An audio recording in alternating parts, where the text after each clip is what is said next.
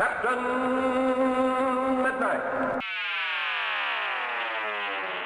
So recently, Marvel made an event out of showing us a set of chairs that revealed the cast of Avengers Doomsday. It was a little strange and drawn out, especially since so much of the cast was just, people you'd expect to be in this movie in the first place. But by the end, some very interesting things had become clear. Who was in this, who was not. It definitely painted a picture. A very Fox X-Men filled picture. Like, way more than I was expecting, honestly. I have a lot to say about this, because I'll be honest with you here. I'm worried. Before I get into it though, a big thanks to everyone who subscribed last week. We are getting closer and closer to 720k subscribers. If you haven't subscribed yet, I definitely appreciate it. That being said, let's get into this. The evil mutants must be stopped. Magneto's magnetic power traps Cyclops. Gotcha! So I have some real goodwill for that 2000s X-Men cast. The first one, X2, Days of Future Past, The Wolverine, Logan, these are movies I enjoy. Hell, I even have very fond memories of that leaked and unfinished Origins Wolverine movie that I had on a thumb drive back in 2009. Even a lot of the bad ones have sentimental value to me. Most of those movies were far from perfect, but overall I did like this cast a lot. So I say this with all due respect.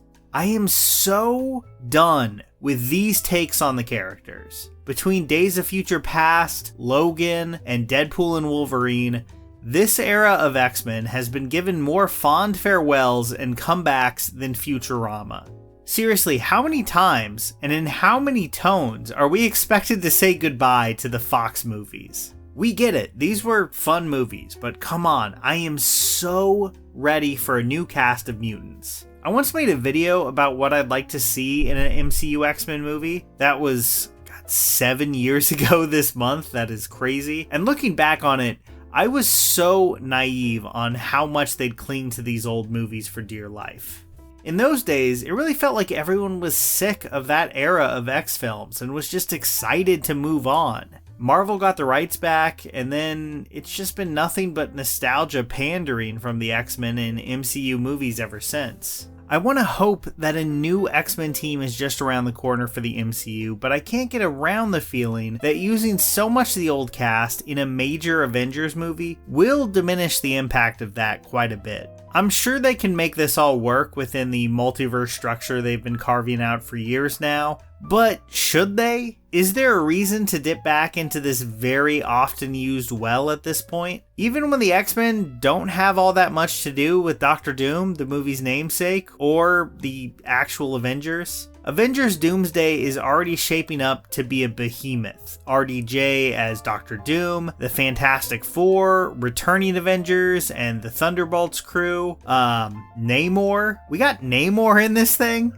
This is already a lot. Add in the X-Men, and I just don't see how this is manageable. The Russo brothers juggled a ton of characters in Infinity War and Endgame, but those had years of build-up to really establish their ensembles. Doomsday here is tasked with reintroducing Downey as a villain and now integrating a bunch of mutant characters, some of which we haven't seen since 2006, and others we have. This all just seems really potentially messy. How do you give meaningful screen time to Cyclops, Mystique, Nightcrawler alongside Thor, Shang-Chi, and Mr. Fantastic? The answer is, I don't think you do. A lot of these will almost certainly be glorified cameos. And we've just gotten so many of these lately. This multiverse thing is feeling like extremely well-trod territory by now. I think it will be very easy for their return in Doomsday to feel less like a tribute and more like a easy play on audience goodwill. Stewart has already played Professor X in 8 movies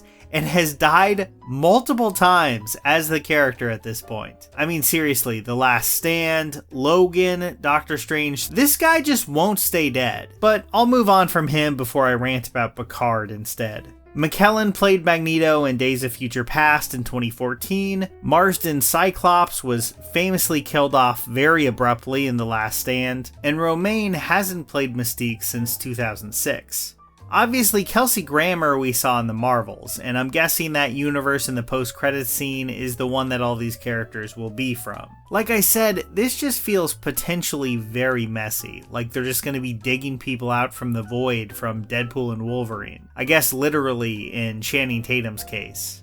And one thing I really worry about is that this movie is being cobbled together very quickly with a spattering of highly marketable elements, big name actors, and not much else. I hope that isn't the case, like maybe everyone involved is already really confident for their vision of the film, but I also wouldn't be surprised, considering this whole thing is a pivot from the Kang movie that they were really laying the groundwork for years. That doesn't necessarily mean Doomsday is destined to be terrible, just that it does feel like they haven't had all that much time to really put this all together. And with a project this massive, like, of course that's a little alarming. Look, I know I'm just some guy online, they have no reason to listen to me, but I'd really like if we could get an Avengers movie focused on the Avengers, and an X-Men movie focused on a new cast of X-Men. Secret Wars is the one that seems like it should have this massive anything and everything concept built into it. But does Doomsday really need to be that too? Are the current crop of Avengers and the Fantastic Four going up against Robert Downey Jr.'s Doom like not enough here? Do we also need computer-generated Fraser Beast involved? I'm not opposed to these kind of big, headline-grabbing stunts in all cases. I would say I have a pretty high tolerance for fan service, but this kind of thing works a lot better when the MCU is firing on all cylinders, when it knows exactly what it does well and what it wants to deliver. And when it comes to this current era of patchwork Kang dead ends, badly received movies, and a few bright spots, it feels less like a victory lap and more like a desperate plea to just stick around. I just don't think that's what they need. I'm not sure they need to go back to basics exactly, but they need to give this current phase a foundation that feels a lot more solid to build on than, remember an X-Men movie you liked from 20 years ago? Maybe it does make for a decent replacement for whatever they had planned with Kang, but it doesn't inspire much long-term confidence in the MCU.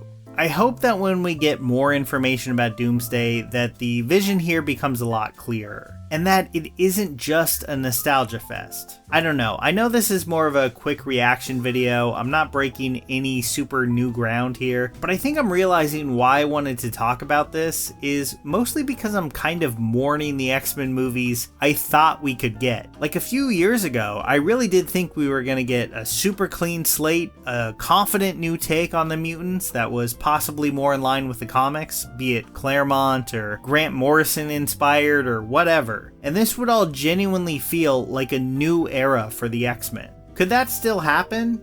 I mean, sure, yeah, but it's really not the same when we've spent like the better part of a decade now doing more reunion tours than The Who for these characters. I really want that confident, clean break, like they seem to be giving Fantastic Four. Doomsday is clearly not that. Hopefully what it is still turns out to be worthwhile.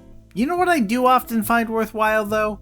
Long video essays about cult TV shows. So imagine how happy I was to find that Leo Vader released an almost 2-hour video on the amazing UK sci-fi show The Prisoner last year, and I just didn't know about it. Like, this thing was awesome. You gotta check it out. If you have any interest in the show, or honestly, even if you don't, it's those kind of projects that make Nebula so great. Head to Nebula to watch that and all my videos without ads, plus some exclusive stuff I'll be dropping very soon. It's also where you'll find work from creators like H Bomber Guy, Man Carrying Thing, and Hello Future Me, plus a ton more. Nebula is the boutique streaming hub for creators, a place where ad-free videos and one-of-a-kind projects can flourish, offering stuff you won't see anywhere else. It's a great spot for anyone seeking creative and fresh content.